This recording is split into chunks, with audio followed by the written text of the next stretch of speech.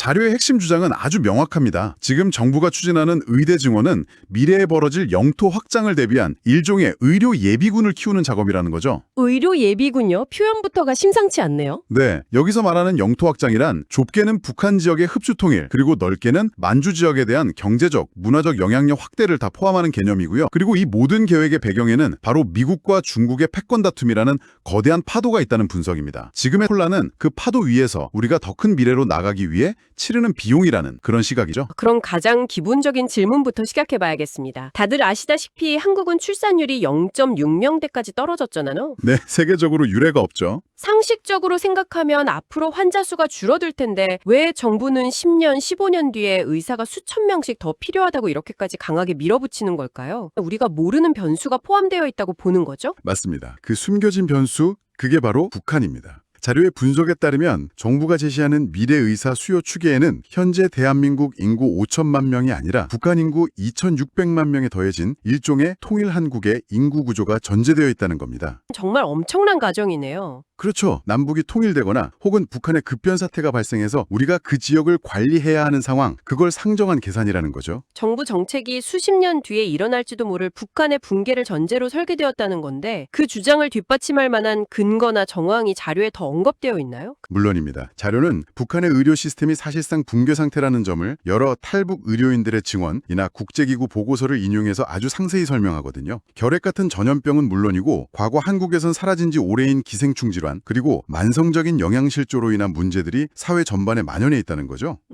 만약 어느 날 갑자기 2,600만 명을 우리가 책임져야 하는 상황이 온다면 이건 단순한 의료 지원의 차원을 넘어섭니다. 자료는 이걸 바이러스와의 전쟁이 될 수 있다고까지 경고해요. 이런 상황에서 북한 주민들의 건강을 책임지고 사회를 안정시키려면 정말 압도적인 수의 의료 인력이 필요하다는 거죠. 하긴 의사 한 명 키우는데 수련 기간까지 합치면 최소 10년이 걸리잖아요. 바로 그겁니다. 그러니까 2025년, 2026년에 의대생을 더 뽑는 건 북한 지역이 열릴 것으로 예상되는 2035년경에 네, 그때 즉시 투입할 수 있는 핵심 인력을 미리 확보하는 장기 포석이라는 분석입니다.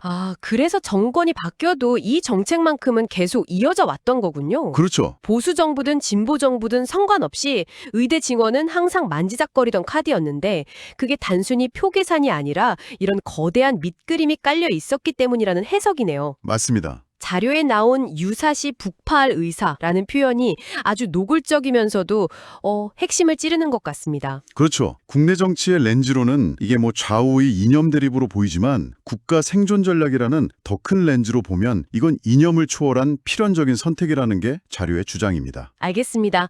미래 통일을 대비한다는 건 알겠는데 사실 그건 수십 년 된 이야기잖아요. 네, 그렇죠. 왜 갑자기 지금 이 시점에서 이렇게까지 서두르는지에 대한 설명도 자료에 나와 있나요?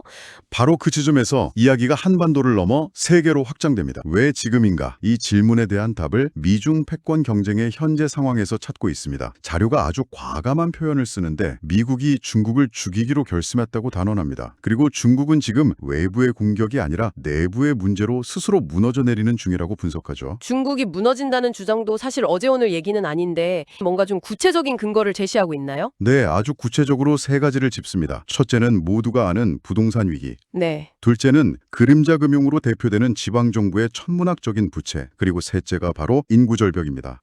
세 가지가 다 심각한 문제들이네요. 이 세 가지 문제가 서로 맞물리면서 연쇄 폭발을 일으키고 있어서 이건 단순한 경제 침체가 아니라 공산당 일당 독재라는 사회 시스템 자체를 흔드는 구조적인 붕괴에 가깝다고 진단합니다. 그래서 회복이 불가능한 수준이라는 거죠. 중국의 붕괴가 현실화된다면 동북아시아의 힘의 균형이 완전히 깨지겠군요. 바로 그겁니다. 중국의 약화는 곧 북한과 만주 지역의 거대한 힘의 공백을 의미합니다. 그럼 그 공백을 누가 채울 것인가? 이 질문에 대해 자료는 미국의 입장에서 선택지를 분석합니다. 자, 일본은 어떨까요? 과거 만주를 침략했던 전범국가라는 역사적 원죄가 있잖아요. 주변국들의 엄청난 반발에 부딪힐 겁니다. 그렇죠. 미국 입장에선 동북아를 안정시키기는커녕 오히려 더 큰 분쟁의 불씨를 만드는 선택지가 되죠. 그래서 일본은 제외된다는 겁니다. 그렇다면 남는 건 한국뿐이라는 논리적 귀결이군요. 네. 근데 왜 하필 한국일까요? 왜 일본이 아니라 한국을 그 중간 보스로 선택한다는 거죠? 그 부분에 대한 설명이 아주 흥미롭습니다. 자료는 미국이 한국을 선택할 수밖에 없는 이유를 세 가지로 정리합니다. 첫째, 한국은 주변국을 침략한 제국주의 역사가 없는 민주주의 국가라는 명분이 있습니다. 도덕적 정당성. 그렇죠. 국제사회에서 지지를 얻기가 훨씬 수월하죠. 둘째, 아무도 무시할 수 없는 세계 6위권의 막강한 군사력을 이미 보유하고 있습니다. 물리적인 힘도 있고요. 네, 유사시에 독자적으로 지역을 안정시킬 힘이 있다는 뜻이죠. 그리고 마지막 셋째가 가장 중요한데 70년간 이어진 한미동맹을 통해 미국의 전략적 의도를 가장 잘 이해하고 실행할 수 있는 파트너라는 겁니다. 결국 세계 경찰 역할을 점차 그만두고 싶어하는 미국 입장에서 동북아 지역을 믿고 맡길 만한 관리자가 필요해졌고 그 역할에 한국이 낙점되었다. 이런 거군요. 맞습니다. 자료에 나온 미국의 든든한 사냥개라는 표현이 좀 거칠긴 한데 의미는 확 와닿네요. 네, 그렇죠. 미국의 전폭적인 지원을 등에 업고 이 지역의 패권을 차지하면서 동시에 미국의 이익을 지키는 역할을 수행하게 된다는 시나리오입니다. 이야기가 이렇게 연결되는군요. 의대 증원에서 시작해서 통일한국, 미중 패권 경쟁을 거쳐 대한민국의 역할 변화까지. 정말 스케일이 엄청나네요. 네, 거대한 그림이죠. 그럼 이 시나리오를 좀 더 구체적으로 들여가 보죠. 자료에서 말하는 소위 북방 로드맵이라는 건 어떤 그림인가요? 북방 로드맵은 통일한국이 만주를 넘어 몽골까지 아우르는 거대한 경제권을 형성한다는 구상입니다. 한번 상상해 보세요. 수십 년간 멈춰있던 북한과 만주의 거칠고 병든 땅을 우리가 관리하게 됐습니다. 가장 먼저 무엇을 해야 할까요? 자료는 딱 두 가지를 꼽습니다. 바로 의사와 토목기술자입니다. 그러니까 자료의 주장은 단순히 도로 깔고 건물 짓는 인프라 구축이 먼저가 아니라 그 땅에 사는 사람들의 마음을 얻는 소프트 파워가 선행되어야 한다는 겁니다. 병든 아이를 치료해주고 굶주린 사람들에게 식량을 나눠주는 의사 한 명이 탱크보다 더 강력한 통치 기반이 될 수 있다는 계산이 깔려 있다는 거죠. 의사는 사람의 몸을 고쳐서 민심을 얻는 소프트웨어고 토목기술자는 끊어진 길을 이어서 물류를 확보하는 하드웨어인 셈입니다. 이 두 가지가 동시에 투입되어야만 최소한의 비용으로 해당 지역을 빠르게 안정시키고 우리 편으로 만들 수 있다는 겁니다. 듣고 보니 정말 그러네요. 정부가 의대 증원을 그렇게 강하게 밀어붙이면서 동시에 PF 위기에도 불구하고 어떻게든 건설 경기를 꺼뜨리지 않으려고 애쓰는 모습이